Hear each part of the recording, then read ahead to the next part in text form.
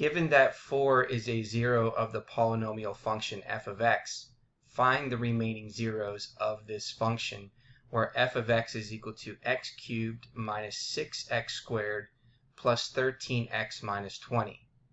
And then it tells us to list the remaining zeros other than 4, so we're not going to list 4 as part of the answer. So we need to find the other zeros of this function. Okay, so here's our function. Okay, so the first thing we need to do is identify the fact that 4 is a 0. So if 4 is a 0, that means k is equal to 4, which tells us that x minus 4, okay, is a factor of the polynomial. Okay, now in step number 2, we want to figure out what is the quotient. So we're going to use synthetic division where we know that k is 4. So the leading coefficient is 1, and then the next coefficient is negative 6, the next coefficient is 13, and the next one is negative 20. Okay, so we're going to go ahead and then bring down the 1, and then we're going to say 4 times 1 gives us 4. So negative 6 plus 4 gives us negative 2. 4 times negative 2 is going to give us negative 8. 13 minus 8 is going to give us 5. And then 4 times 5 is going to give us positive 20. Negative 20 plus 20 gives us 0. So now we can then rewrite this now. So 1 degree lower than the function. So this is going to be 1x squared minus 2x plus 5. And we know that that is another factor. So if we wanted to write this in factored form, we would have x minus 4 times x squared minus 2x plus 5. So that is in factored form. Now, if we want to find out what are those other zeros, what we're going to have to do is we need to factor, okay, x squared minus 2x plus 5.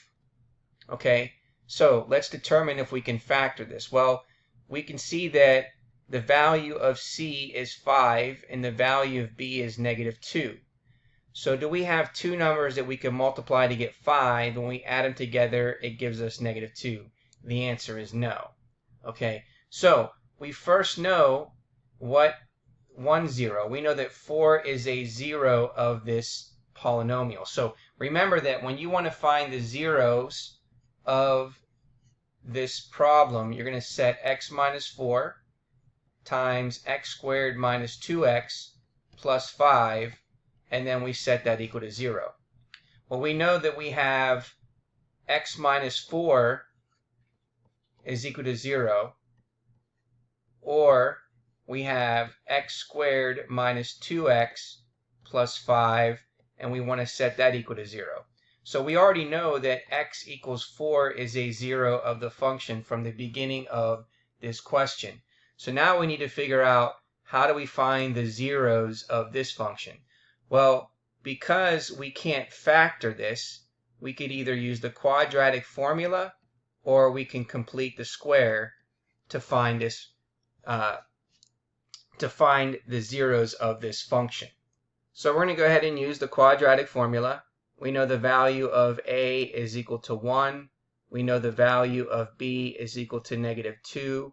And we know the value of c is equal to 5. So using the quadratic formula, we have x, which is equal to negative times the value of b, which is negative 2. And then this is plus or minus the square root of b squared, which is negative 2 squared minus 4 times a times c, divided by 2 times a. Okay, so now we know that negative times a negative is going to give us a positive 2, plus or minus the square root of, well, negative 2 to the second power is negative 2 times negative 2, which is positive 4. And then this is minus 4 times 1 times 5, which is 20. And that's all over 2. Okay, so what else do we know? We know that this is going to become 2 plus or minus, well, 4 minus 20 is negative 16. and that's all over 2. So this equals 2 plus or minus, well, the square root of negative 16 is, the square root of 16 is what, 4, and the square root of negative 1 is I. So this is 2 plus or minus 4i divided by 2. So that is 2 over 2 plus or minus 4 over 2i. And so therefore x is going to equal 2 divided by 2, which is 1, plus or minus 4 divided by 2, which is 2i. So we know that then x is going to equal 1 plus or minus 2i. So that means we have the two other zeros. We have 1 minus 2i, or x is equal to 1 plus 2i. Okay, and so again, it's telling us to list the remaining zeros other than 4, so we're going to put in 1 minus 2i and 1 plus 2i. So we're going to type our answers. So we have 1 minus 2i with a comma, and then 1 plus 2i. Check our answer, and there is our result.